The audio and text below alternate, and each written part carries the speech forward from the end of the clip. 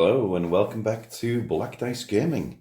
Today we're going to be doing issue number 3 of the Stormbringer magazine. It's still sealed, so I haven't opened it myself, and it's all a surprise to me as well. So let's crack it open and see what we've got. Okay, so there's 5 models in this one. And they're the 5 bases just there. And the models are Vindicators. So let's have a look at the sprue. So are these push fit? Well, yeah, these are push fit ones again. So nice and simple to go together. Looking forward to starting to paint some of these. I haven't actually painted anything so far from any of the issues. But I am looking forward to giving these a paint. It should be something, oh, it's nice sculptured flag. Something different from my army, my corn army that I'm currently building. So it gives me something different to do. So let's have a look. Yeah, it's just a magazine in this one. So bit of fluff.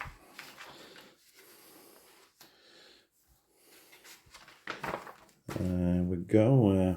Also, you do what you did on the other ones. You can name them by rolling the dice. A bit of information on some of the monsters here: the Maw Crusher and the Carnosaurs. Yeah, more about the Stormcast names. Some instructions on how to build them, and how to use dice. Okay, so yeah, we probably need that. I'm going to remember this is for basic beginners, so we accept what it is. Some information of how to use war scrolls. There's definitely more information in this one. Border skirmish, what we're using in this one. Stormcast. I can't quite see what it is. That can't quite see. Oh, you got 3 gut rippers. The knight from the 2nd issue, I think it was. Killer Boss and Vindicators. So use a few more models in this sort of scenario, but this one teaches you how to move, so getting there one step at a time. Yeah, it just goes through the attack sequences and whatnot. And as always, we've got some information here on the bits and pieces that we're going to get. And that's it for this issue. So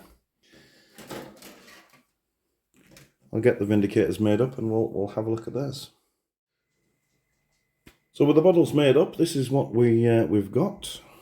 I mean, they are old models, so you may have seen them before, but I just thought I'd give you an idea of what they look like. Spears are a little bit delicate. I think I bent one of them putting it together.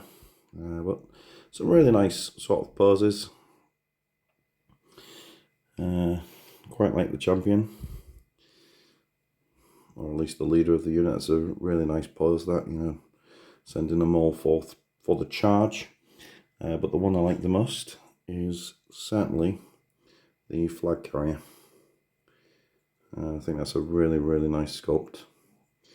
I'm not overly keen on the push fit models, but they went together fairly well. And to be fair, there's quite a few bits left on the sprue.